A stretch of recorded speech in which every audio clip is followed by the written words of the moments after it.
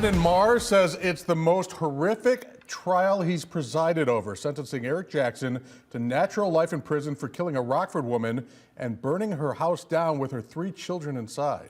WIFR News reporter Anthony Ferretti was in the courtroom when Jackson learned his fate and talks with the state's attorney's office on their determination to put the right person behind bars.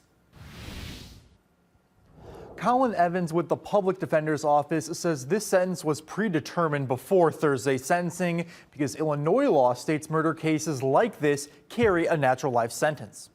There was suspicion a long time that it was Eric Jackson who committed this offense. It was an emotional afternoon for the family of 26-year-old Keandra Austin, watching the person who killed her get sentenced to life behind bars. Is this one of the most horrific cases you've had to represent as an attorney? Absolutely, with 3 children dying in a fire. I couldn't imagine a worse crime. Prosecutors say on September 17, 2016, Eric Jackson and De'Ara King fatally stabbed Austin before setting her house on fire with her 3 kids inside, killing them too. Rockford police stayed with it, continued to investigate, developed new leads over the years, and finally in 2021, we charged the case. Jackson represented himself during this case and was found guilty in 2023. Thursday, Judge Brendan Marr sentenced him to natural life in prison for the 4 murders, calling him a poster child for a lifelong criminal. It was horribly tragic, and the defendant got for killing a woman and her 3 children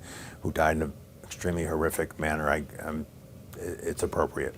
Ken LaRue with the Winnebago County State's Attorney's Office says their prosecution of this case shows their commitment to bring each impacted family justice. I just talked to somebody yesterday who lost a daughter, and I just said, keep the faith, because we got some amazing law enforcement personnel here in Rockford, and they'll stay with it until they get it charged. There were also 2 victim impact statements read. One labeled Jackson a monster and another called his attempt to convince the courtroom of his innocence a slap in the face. Thank you, Anthony. And Judge Marr says Jackson never completed his probation sentences and instead committed more high felony crimes. An arrest warrant is out for